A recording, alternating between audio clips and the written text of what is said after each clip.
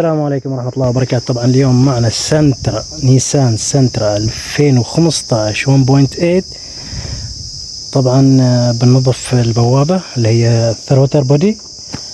طبعا في فوائد كثير تنظيفه. تابعوا ان شاء الله الحلقة للنهاية واتمنى ان شاء الله يعجبكم.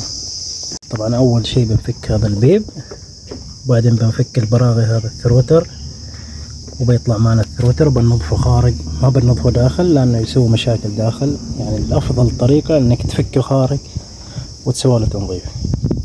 تابعوا ان شاء الله معنا الحلقة.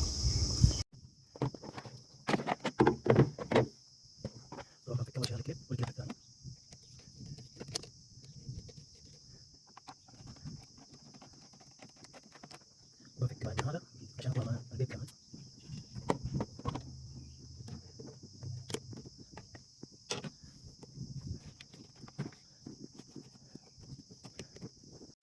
طبعا هذا خلاص فكينا الكليبات، طلعنا البيب كامل معنا عشان ناخذ راحتنا في التبطيل الثروتر. الحين بنفك الثروتر.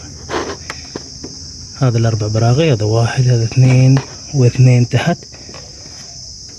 ونفك بعد هذا البيبات، واحد وهذا اثنين.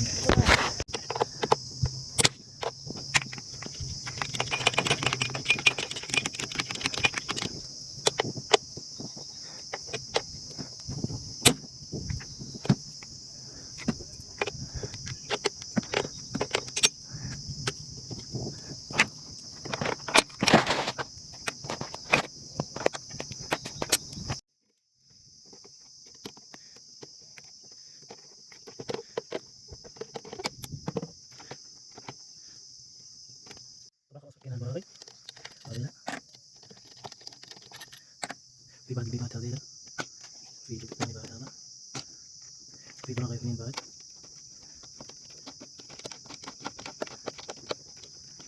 نفك هذا وهذا بعدين اصور لكم.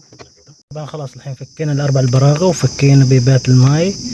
خلاص خلص الثروتر معنا. بنفك فيشة الكهرباء. طبعا خلاص الحين فكينا كل شيء، باقي فيشة الكهرباء ان شاء الله. خلاص، وهذا معنا الثروتر طلعناه. شوف الاوساخ اللي فيه. طبعا من داخل يعني يمكن ما حد نظفه قريب. الحين ان شاء الله بننظفه. طبعا بنستخدم اي سي ديلكو. افضل طريقه اللي تنظفه من تبطل الثروتر كامل تحت عشان لا يدخل الاوساخ داخل ثلاجه الهواء. طبعا بنستخدم اي سي ديلكو.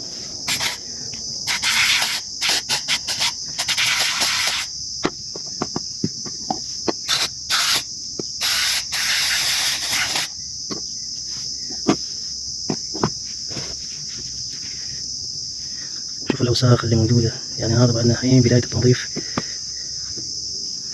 ننظفه كامل إن شاء الله وبصوركم بعد التنظيف. طبعا الحين خلاص خلصنا تنظيف. شوفوا كيف داخل.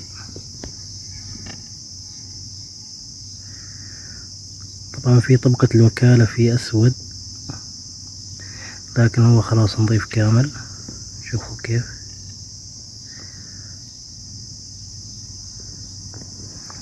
الحين إن شاء الله بنرجعه وبيركب.